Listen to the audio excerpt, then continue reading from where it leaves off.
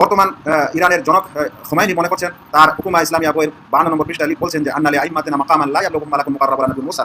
আমাদের আইম্মাদের এমন কিছু মর্যাদা রয়েছে যে মর্যাদা না তো কোনো ফেরেশতা না কোনো প্রেরিত রাসূলের আছে। তারা বর্তমানে বিশ্বাস করে যে কবরের সর্বপ্রথম যে জিনিসটি জিজ্ঞাসা করা হবে সেটা হলো আলুল বাইত অর্থাৎ নবী সাল্লাল্লাহু আলাইহি ওয়াসাল্লামের বংশধরের মহব্বত ও ভালোবাসা সম্পর্কে। বিহারুল আনোয়ার 27 খণ্ড 79 পৃষ্ঠা।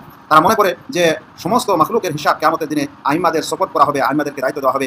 এই দেখা যেতে পারে তাদের এই বিশ্বাস আল ফুসুল আল মুহিম্মা ফি উসুলিল আইম্মা প্রথম খণ্ড 446 নম্বর পৃষ্ঠা। তারা মনে করে যে সকল মানুষ আল্লাহ রাসূল সাল্লাল্লাহু আলাইহি ওয়াসাল্লামের মৃত্যুর পর মুরতাদ হয়ে গেছিল, ইসলাম থেকে ফিরে গেছিল। কেবলমাত্র সালমান ফারসি, আবু যার গফারি, মিকদাদ বিন আসওয়াদ, আম্মার ইবনে ইয়াসির এরাই ইসলামে ছিল, এছাড়া আর কেউ ছিল না। আল আনওয়ার আন-নুমানিয়া প্রথম খণ্ড 81 নম্বর পৃষ্ঠা। তারা মনে করে যে বা বিশ্বাস করে যে আবু বকর, উমর এরা কাফের হয়ে গেছিল, আর যারা তাদেরকে ভালোবাসবে তারাও কাফের। হাক্কুল ইয়াকিন পৃষ্ঠা নম্বর 552 দেখা যেতে পারে।